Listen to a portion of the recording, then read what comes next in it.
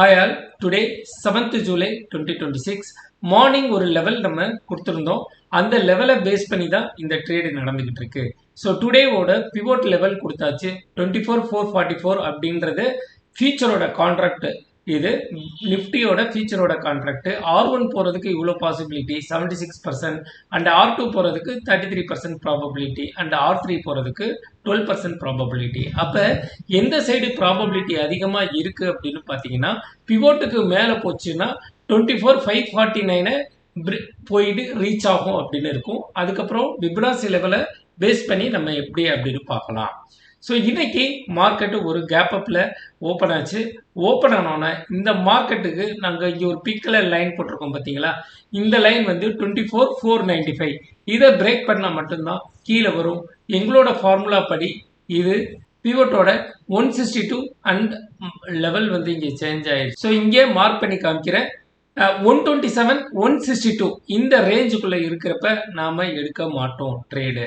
ஆனாலும் இந்த இடத்துக்கிட்ட நம்ம போட்டதுனால லெவல் வந்து எஸ்டர்டே ஹையை பிரேக் பண்ணிடுச்சுன்னா மார்க்கெட் வந்து மேலே போகும் அப்படின்னு சொல்லியிருந்தோம். இருந்தாலும் மார்க்கெட் கீழ் நோக்கி வந்தது. ஸோ கீழ் நோக்கி வர்றப்ப 127% டச் பண்ணிட்டு இந்த மார்க்கெட் வந்து மேல் நோக்கி போச்சு. எப்போதுமே எஸ்டர்டே ஹையை பிரேக் பண்ணுறப்ப ஒரு நல்ல ரேலி கிடைக்கும். அந்த ரேலி எவ்வளோ தூரம் போயிருக்கு அப்படின்னு பார்த்தீங்கன்னா இங்கே ஆரம்பித்தது R1 வரைக்கும் போயிருக்கு. அப்போ பிவோட்டுக்கு மேலே இங்கே பாருங்கள், பிவோட்டுக்கு மேலே ஓப்பன் ஆனதுனால இந்த மார்க்கெட் 100% இருக்கிறதுனால இந்த மார்க்கெட் மேல் நோக்கி தான் போகும். அப்போ பிவோட்டுக்கு மேலே ஓப்பன் ஆகிடுச்சுன்னா ப்ராபபிலிட்டி 76% ப்ராபபிலிட்டி எங்கே இருக்குன்னா 24,549.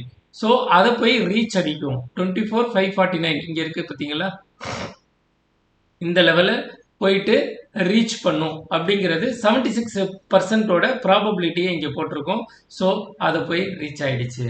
ஸோ அதுக்கப்புறம் மார்க்கெட் என்ன ஆகுது அப்படின்னா அங்கேருந்து மார்க்கெட் R1லேருந்து R1 போய் ரீச் ஆகிடுச்சு. R1க்கு அப்புறம் இந்த மார்க்கெட் மேல் நோக்கி போக முடியலை. ஸோ அங்கேருந்து மார்க்கெட் ரிவர்சல் ஆகுது. ஏன்னா R1லேருந்து R2 போகிறதுக்கு 33% தான் ப்ராபபிலிட்டி இருக்குது. ஸோ இங்கே காமிச்சிருக்கேன் பாருங்கள். ஸோ R2 போகிறதுக்கு 33% தான் ப்ராபபிலிட்டி இருக்குது. 24,619 போகிறதுக்கு 33% தான் ப்ராபபிலிட்டி இருக்குது. ஸோ மார்க்கெட் இங்கே ஆரம்பித்தது மேல் நோக்கி போயிடுச்சு. இங்கே ரேஞ்ச் லைன் இருக்கிறதுனால அதுக்கு மேலே போக முடியாமல் மார்க்கெட் கீழே வந்துருச்சு. ஸோ கீழே வந்து ஒரு செல் சிக்னல் கிடச்சிருக்கு. அந்த செல் சிக்னலும் நல்ல ஒரு ரேலியை கொடுத்துருக்கு. இன்றைக்கி செல் சைடு, ஒரு பை சைடு, அதுக்கப்புறம் ஒரு செல் சைடு அந்த லெவல். அதே மாதிரி தான் சென்செக்ஸுக்கும் அதே 162, 127% அந்த லெவலுக்குள்ளே இருக்கிறப்ப நம்ம ட்ரேட் எடுக்க மாட்டோம் அந்த ஜோனில். ஸோ அந்த ஜோனை பிரேக் பண்ணோன்னே ஒரு பெரிய ரேலி கிடச்சிருக்கு. அப்போ இந்த மார்க்கெட் எவ்வளோ தூரம் போகுது அப்படிங்கிறத நீங்களே பார்த்துக்கோங்க. R1, R2.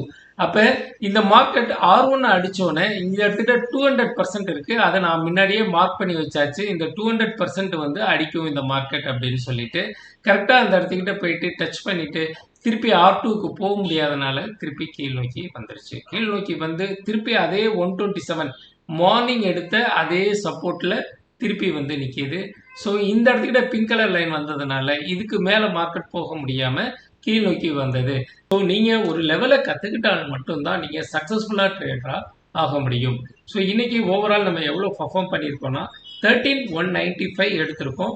நாளைக்கு இன்னொரு ட்ரேடில் நம்ம சந்திப்போம்.